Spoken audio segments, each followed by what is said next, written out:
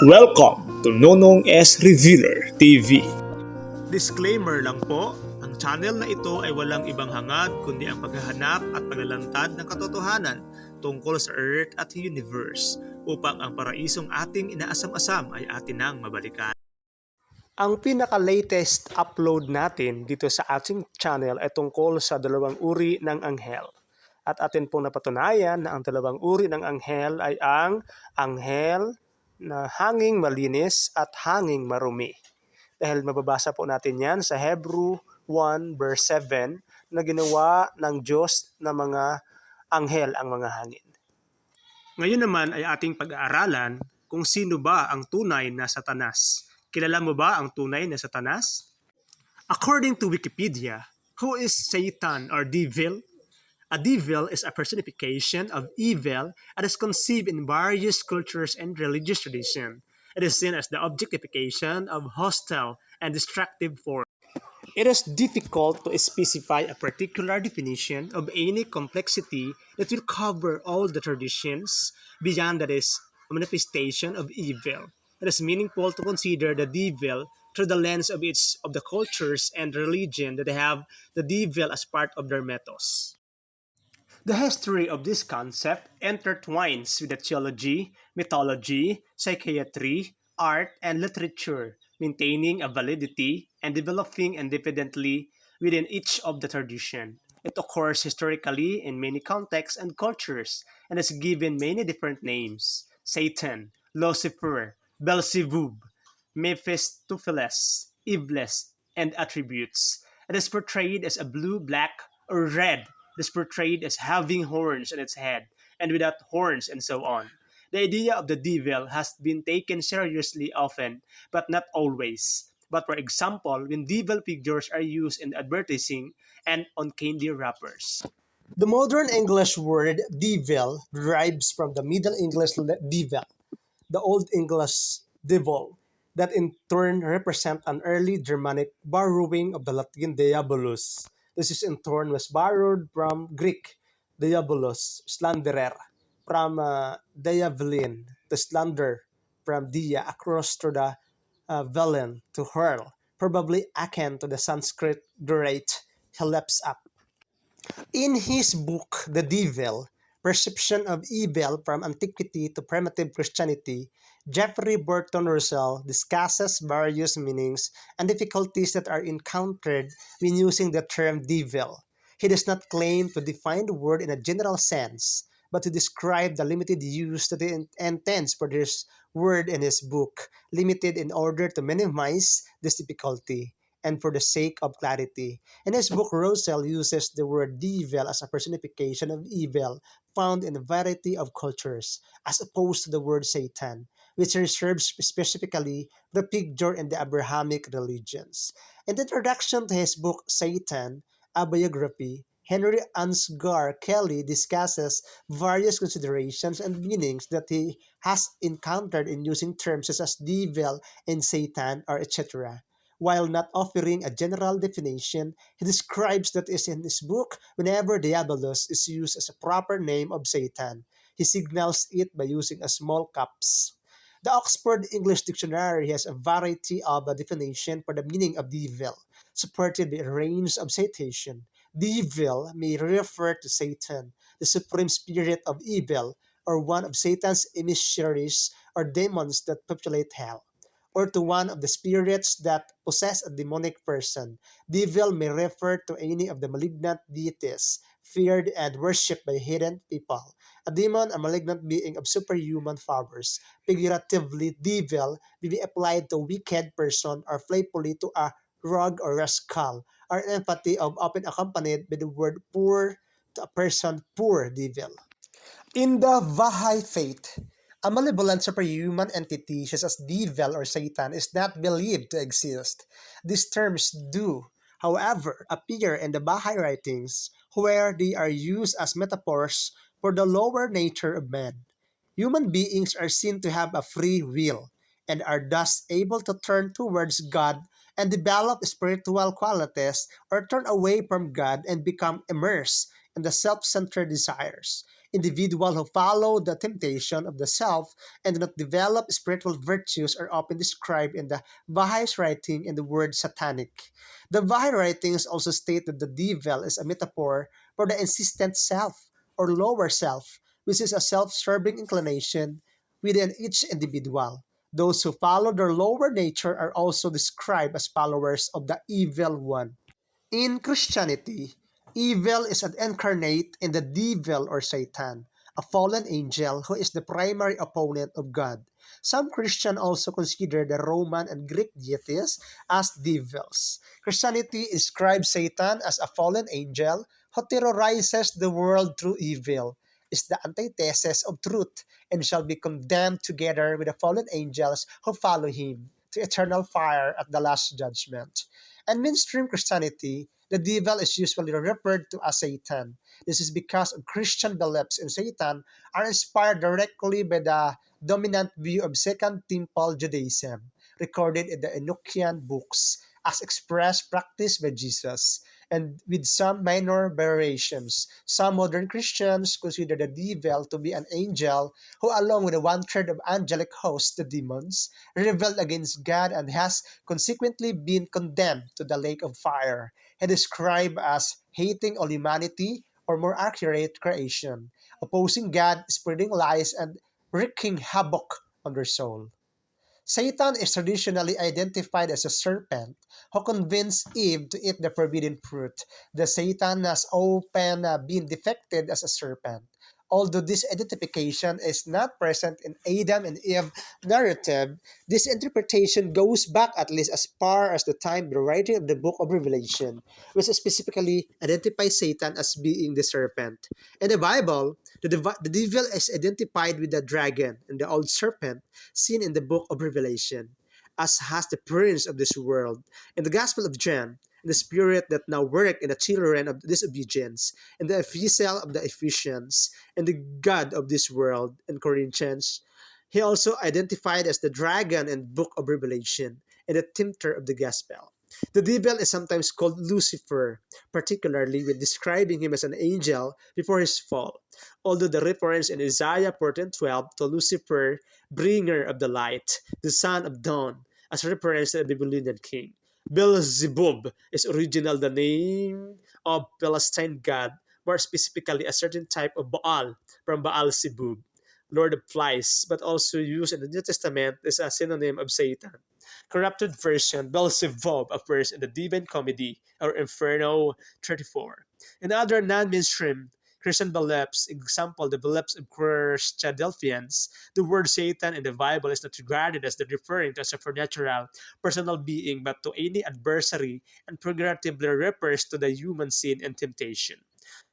In the Book of Wisdom, the devil is represented as the one who brought death into the world.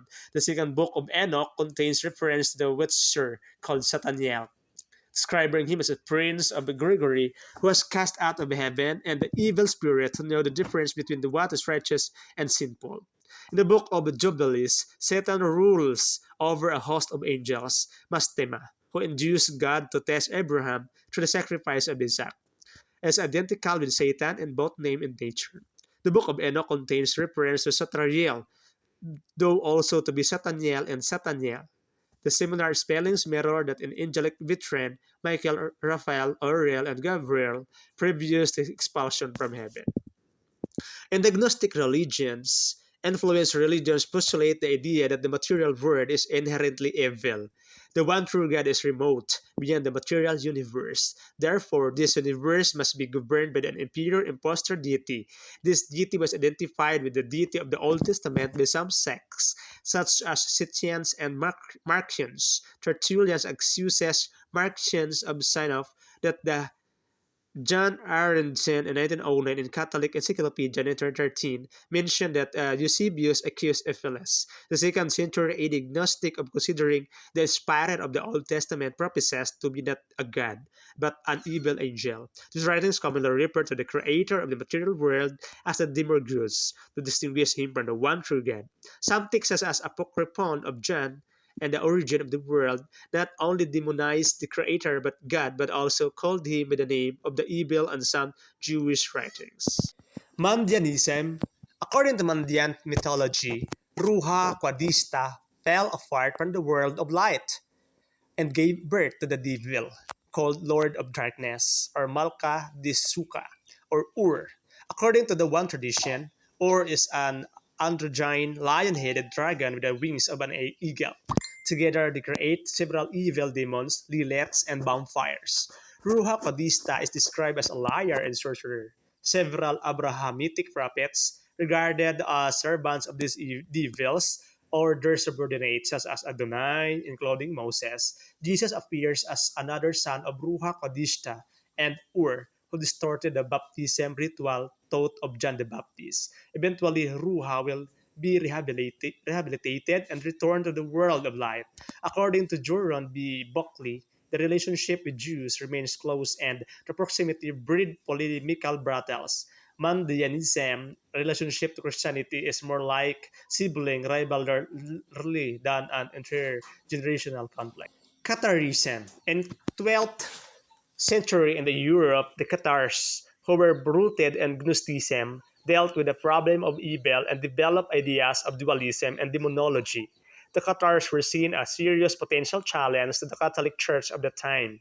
The Cathars split into two camps. The first is absolute dualism, which held that evil was completely separate from God of good, and the god of the devil each had power. The second camp is mitigated dualism, which considered Lucifer to be a son of God and a brother to Christ. To explain this, they use the parable of the prodigal son, with Christ as the good son and Lucifer as the son that strayed into evilness. The Catholic Church responded to dualism in AD 1215 in the Fourth Lateran Council, saying that God created everything from nothing, and the devil was good when he was created, but he made himself a bad of his own free will. In the Gospel of the Secret Chapter, Lucifer, just on a prior agnostic system, appears as a de-merge who created the material world. Hinduism.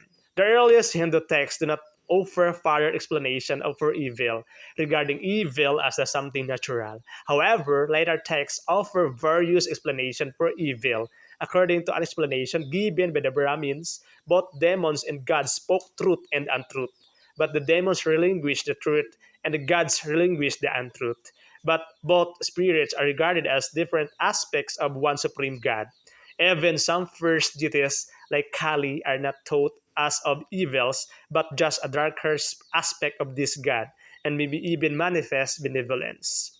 In Islam, the principle of evil is expressed by the two terms referring to the same entity, shaitan, meaning astray, distant, or devil, and iblis. Iblis is the proper name of the devil, representing the characteristic of evil. Iblis is mentioned in the Quranic narrative about the creation of humanity. When God created Adam, he ordered the angels to prostrate themselves before him. All did, but Iblis refused and claimed to be superior to Adam out of pride in Quran 7:12. Therefore, pride also in vain became a sign of unbelief in Islam. Therefore, thereafter, Iblis was condemned to hell. But God granted him a request to lead humanity astray, knowing the righteous will resist Iblis' attempts to misguide them. In Islam, both good and evil are ultimately created by God. But since is good, the evil in the world must be a part of God's plan. Actually, God allowed the devil to seduce humanity.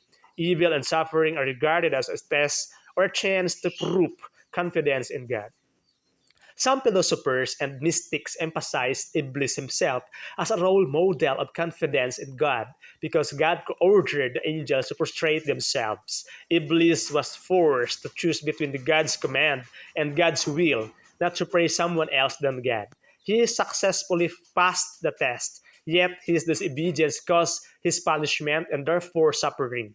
However, he stays patient and is rewarded in the end. Muslims hold that the pre-Islamic jinn tutelary deities become subject under Islam to judgment of God, and that those who did not submit to the law of God are devils. Although Iblis is often compared to the devil in Christian mythology, Islam rejects the idea that Satan is an opponent of God and the implied struggle between God and the devil. Iblis might neither be regarded as the most monotheistic or the greatest sinner, but remains only a creature of God. Iblis did not become an unbeliever due to his disobedience, but because of attributing injustice to God, that is asserting that the command to prostrate himself before Adam was inappropriate. There is no sign of angelic revolt in the Quran and no mention of Iblis trying to take God's throne. And Iblis' sin could be forgiven at any time by God. According to the Quran, Iblis' disobedience was due to his disdain for humanity, a narrative already occurring in early Apocrypha. As in Christianity, Iblis was once a pious creator of God, but later cast out of heaven due to his pride. However, to maintain God's absolute sovereignty, Islam matches the line taken by Irenaeus instead of the later Christian consensus that the devil did not rebel against God, but against humanity. Further, although Iblis is generally regarded as a real bodily entity, he plays a less significant role in the personification of evil than Christianity. Iblis is merely a tempter, notable of inciting humans into sin by whispering into humans' mind was akin to the Jewish idea of the devil as Yitzhak Hara. On the other hand, Shaitan refers unilaterally to forces of evil, including the devil Iblis, that he causes mischief. Satan is also linked to human psychological nature, appearing in dreams, causing anger, or interrupting the mental preparation for prayers. Furthermore, the term Satan also refers to beings who follow the evil suggestion of Iblis. Furthermore, the principle of Satan is in many ways a symbol of spiritual impurity, representing human unsteady in contrast to the true Muslim, who is free from anger, lust, and other devilish desires. And Sufism and mysticism. In contrast to Occidental philosophy, the Sufi idea of seeing many as one and considering the creation in its essence as the absolute leads to the idea of dissolution of any dualism between the ego substance and the external substantial objects.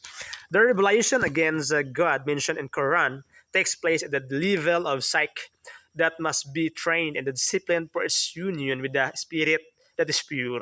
Since psyche drives the body, flesh is not the obstacle to humans, but rather an awareness that allows the impulsive forces to cause rebellion against God on the level of psyche. It is not a dualism between the body, psyche, and spirit, since the spirit embraces both psyche and the corporeal aspects of humanity. Since the world is held to be the mirror in which God's attributes are reflected, participation in worldly affairs is not necessarily seen as opposed to God. The devil deactivates the selfish desire of the psyche, leading the human astray from the divine. That it is regarded as evil, and both Iblis and Pharaoh are represents symbol for uttering I in one's own behavior. Therefore, it is recommended to use the term as little as possible. It is only God who has the right to say I, since it is only God who is self-subsistent. Uttering I is therefore a way to compare oneself to God, regarded as strict. In Salafism, Salafi strand of Islam commonly emphasize a dualistic worldview between the unbelievers and the unbelievers, with the devil as the enemy of God's path. Even though the devil will be finally defeated by God, he is a serious and dangerous opponent of humans. While in classical hadiths, the demon shayateen and the jinn are responsible for impurity and possible endanger people. In Salafi thought, and it is the devil himself who lurks on the believers, always striving to lead them astray from God. The devil is regarded as an omnipresent entity, permanently inciting humans into sin, but can be pushed away by remembering the name of God. The devil is regarded as an external entity, threatening the everyday life of the believer, even in the social aspect of life. Thus, for example, it is the devil who is responsible for Western emancipation. Judaism. Yahweh, the God and pre-exilic Judaism, created both good and evil. As is stated in Isaiah 45 verse 7, I form the light and create darkness. I make peace and create evil. I, the Lord, do all these things. The devil does not exist in Jewish scriptures. However, the influence of Zoroastrianism during the Achaemenid Empire introduced evil as a separate principle into Jewish belief system, which gradually externalized the opposition until the Hebrew term Satan developed into a specific type of supernatural entity, changing the monotheistic view of Judaism into dualistic one. Later, Rabbinic Judaism ejected the Enochian books written during the Second Temple period under Persian influence, which depicted the devil as an independent force of evil besides God. After the apocalyptic period, references to Satan in the Tanakh are thought to be allegorical. In Manichaeism, God and the devil are two unrelated principles. God created good and inhabits the realm of light, while the devil, also called the prince of darkness, created evil and inhabits the kingdom of darkness. The contemporary world came into existence when the kingdom of darkness assaulted the kingdom of light and mingled with the spiritual world. At the end, the devil and his followers will be sealed forever in the kingdom of God of light, and the kingdom of darkness will continue to coexist eternally, never to commingle again. Homogeneous 4th century AD accused that the Persian prophet Mani, founder of the Manichaean sect in the 3rd century AD, identified Jehovah as the devil god which created the world, and said that he who spoke with Moses, the Jews and the priests, is the prince of darkness, not the God of truth. According to Tingrism, among the Tingristic myths of Central Asia, Erlik represented the devil like a figure as a ruler of hell, who is also the first human. According to the one narrative, Erlik and God swam together over the primordial waters. When God was about to create the earth, he sent Erlik to dive into the waters and collect some mud. Erlik hid some inside his mouth to later create his own world. But when God commanded the earth to expand, Erlik got troubled with the mud in his mouth. God aided Erlik to spit it out. The mud carried by Erlik gave place to the unpleasant areas of the world. Because of his sin, he was assigned to evil. In another variant, the creator God is identified with all jinn. Again, Erlik appears to the first human. He decided to create a human just as Algen did. Thereupon, Alden Rich acted by the punishing Erlik, casting him into the underworld where he becomes its ruler. According to Tingrism, there is no death, meaning that when life comes to an end, it is merely a transition into the invisible world. As the ruler of hell, Erlik enslaved the soul, who was damned to hell, powdered hierarchs into the soul of this human living on earth by causing death, disease, and illnesses. At the time of his birth, Erlik sends Kormos to seize the raw soul of the newborn, following him for the rest of his life in the attempt to seize his soul by hampering, misguiding, and injuring him. When Erlik succeeds in destroying a human's body, the Kormos sent by Erlik will try him to down into the underworld. However, a good soul will be brought to paradise by a Yuchi sent by Algen. Some shamans also made sacrifices to Erlik for gaining the higher rank in the underworld if they should be damned into hell. According to Hasidism, there is no entity that represents evil in opposition to God. Such dualism is rejected by Hasidus, and evil is regarded as a non-existent. Hasidis adhere to strict monism and are prohibited from uttering the word evil, from speaking of anything related to hell. Zoroastrianism probably introduced the first idea of the devil, a principle of evil independently existing apart from God. In Zoroastrianism, good and evil derive from two ultimately opposed forces. The force of good is called Ahura Mazda, and the destructive spirit, a Bishtan language, called the Angra Mainyu. The Middle Persian equivalent is Ahriman.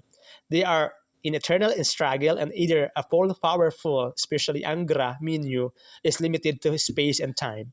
In the end of time, he will be finally defeated, while Ahura Mazda creates what is good. Angra Minyu is responsible for every evil and suffering in the world, such as toads and scorpions.